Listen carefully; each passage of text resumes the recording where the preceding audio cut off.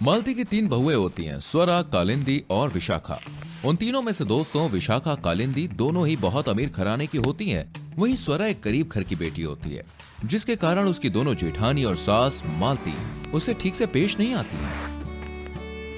अरे ओ कलमुही, तेरे बाप का घर नहीं है, यहाँ तेरे ससुराल की मालकिन मैं हूँ।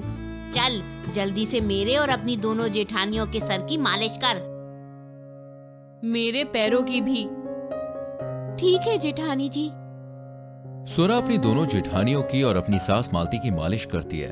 स्वरा गरीब थी, इसलिए उसकी सास उसकी इतनी इज्जत नहीं किया करती थी और उसकी दोनों जेठानियां महारानी की तरह आराम फरमाती हैं और बेचारी स्वरा ही सारा काम करती है।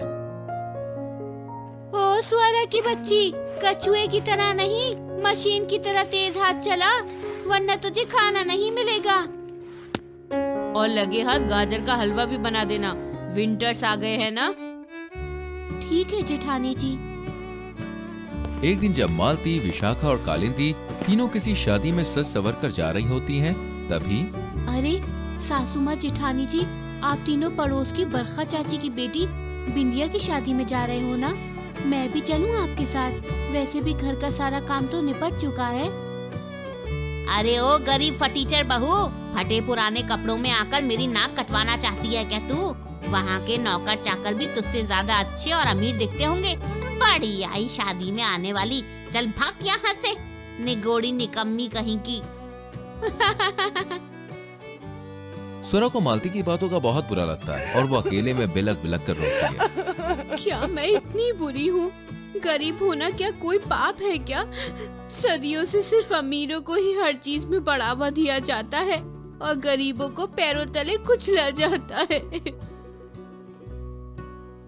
दोनों अमीर बहुएं विशाखा और स्वरा सास के लिए नेकलेस और साड़ी खरीदती हैं। मम्मी जी ये लो, ये सुंदर सा नेकलेस और ये बनारसी साड़ी सिर्फ आपके लिए। नाइस है ना? पहन के देखिए ना। अरे वाह, तुम दोनों का बहुत बहुत शुक्रिया मेरी प्यारी बहुएं। मालती उस नेकलेस को अपने गले में पहनकर ठुमका लगाती है। 1 2 3 4 5 6 7 8 9 10 11 12 13 करूं, हाँ 13 करूं दिन गिन गिन के इंतजार, आजा पिया आई बाहर। देख स्वरा बहू, मेरी 2 अमीर बहुएं मेरा कितना ख्याल रखती हैं और कितनी परवाह करती हैं मेरी, और तू तो मुझे एक फूटी कौड़ी का गिफ्ट भी नहीं देती। मालती फिर से स्वरा को खरी खोटी सुना देती है। मालती के जाने के बाद विशाखा और कालिंदी आपस में फुसफुसाते हुए बोलती हैं।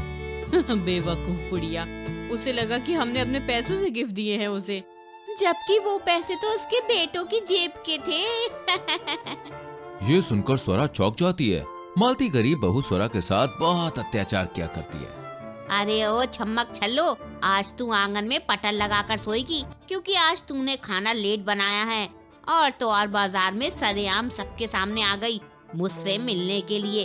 ती शर्म आई मुझे, पता है तुझे इस बात का?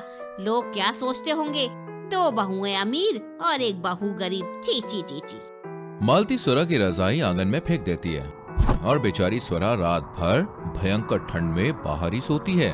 सासू माँ कब समझेंगी कि अमीरी गरीबी कुछ नहीं होती, लेकिन क्या करे, दुनिया वाले और सभी लोग अमीर और गरीब में फर्क तो हमेशा से ही करते आ रहे हैं। थोड़े ही दिन बाद जब मालती के तीनों बेटे काम के सिलसिले में शहर से बाहर जाते हैं, तभी अचानक से मालती की तबीयत बुरी तरह से बिगड़ जाती है और उसे हॉस्पिटल ले जाया जाता है। मालती जी को दिल की बीमारी है, उनका जल्द से जल्द ऑपरेशन करना होगा, वरना केस माइनर से मेजर हो सकता है। आप तब तक पैसों का इंतजाम कीजिए।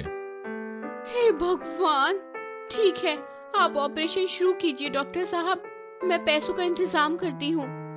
पैसों के बारे में सुनते ही दोनों अमीर बहुएं सुमड़ी में भाग जाती हैं और स्वरा अपने पास के जमा किए हुए पैसों को इकट्ठा करती है और अपने जेवर बेचकर सास का इलाज करवाती है।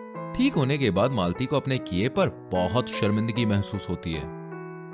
जिन बहुओं की मैं हमेशा तारीफ करती थी वो तो भाग गई, लेकिन मेरे मुश्किल भरे समय में तूने ही मेरा साथ दिया स्वरा बहू।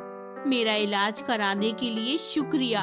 तू गरीब नहीं, तू इस कायनात की सबसे अमीर बहू है, क्योंकि तेरा दिल अमीर है।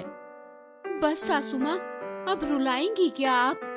दोनों सास बहू एक हो जाती है और सास को अपनी गरीब बहू की अहमियत का एहसास हो जाता है।